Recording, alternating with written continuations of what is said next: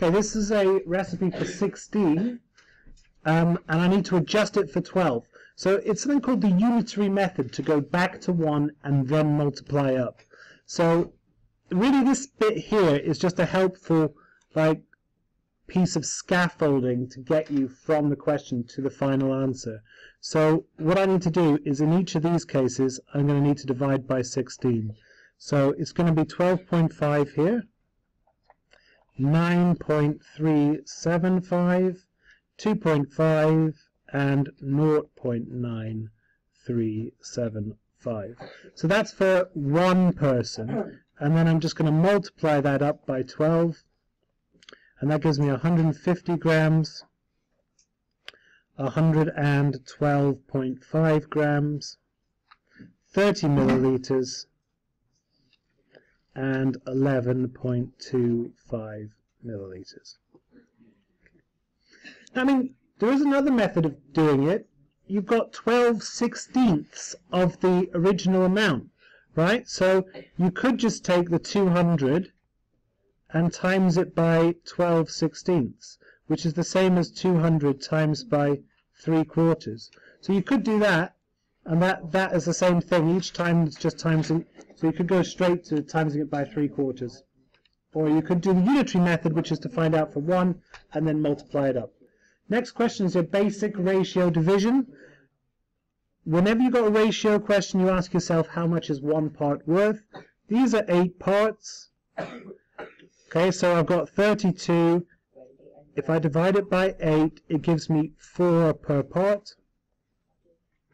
So I've got 4 times 5, and I've got 3. I got 4 times 3. So that gives me 20 and 12. 20 to 12. Frank, Mary, and Seth shared some sweets in the ratio 4 to 5 to 7. Seth got 18 more sweets than Frank. Work out the total number of sweets they shared. So we did quite a few questions like this. Seth, every time you've got a ratio question, you ask yourself, how much is one part worth? Okay, now, in this case, Seth got 7 parts, Frank got 4 parts, and Seth got 18 more. So 3 more parts, or 3 parts, is equal to 18 more sweets. Okay, so if 3 parts is 18 sweets, then 1 part is 6 sweets, right? I'm just dividing by 3. If 1 part is 6 sweets, work out the total number of sweets shared. So either I can work out for each of these, do 4 times 6 is 24, 5 times 6 is 30, 7 times 6 is 42, and add them all together. Or I could just see how many total parts have I got. And 4 plus 5 plus 7 is 16 total parts, times by 6 sweets equals 96 total sweets. Right, last question. This one's a really a tricky one, a challenging one. So in a company, the ratio of the number of men to the number of women is 3 to 2. So for every 3 men, there are 2. So for every 3 men, there are 2 women. Okay, so just be clear about that. That's men, that's women. So 40% of the men are under the age of 25, and 10% of the number of women are under the age of 25. What percentage of all the people in the company are under the age of 25? Well, the easiest way to do this is probably with fractions. And what I can say is, let's think about the men firstly. 40% is the same as 4/10, which is the same as 2/5 of all the men are under the age of 25. Now, what about the totals here? I've got 3/5 of the total are men, and 2/5 of the total are women, right?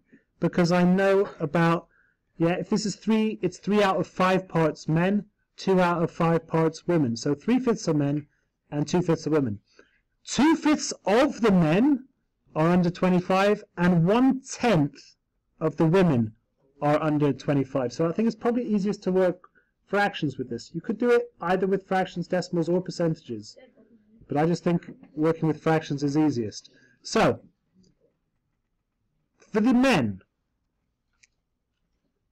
it's 40% or 2/5 of the 3/5. So 2/5 of the 3/5, because 3/5 of the people in the company are men, and 2/5 of those are under the age of 25.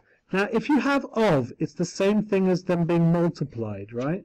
So it's this. So what I've got here is 6/25 of the whole lot are men who are under the age of 25, and that is the same as 24 out of 100, which is 24%. So men who are under the age of 25 make up 24% of the total workforce. And for the women, it's 1/10 of 2/5, which is 2 out of 50, which is 4 out of 100, which is 4%. So I got 24% plus 4%, 28% of the total workforce are under the age of 25.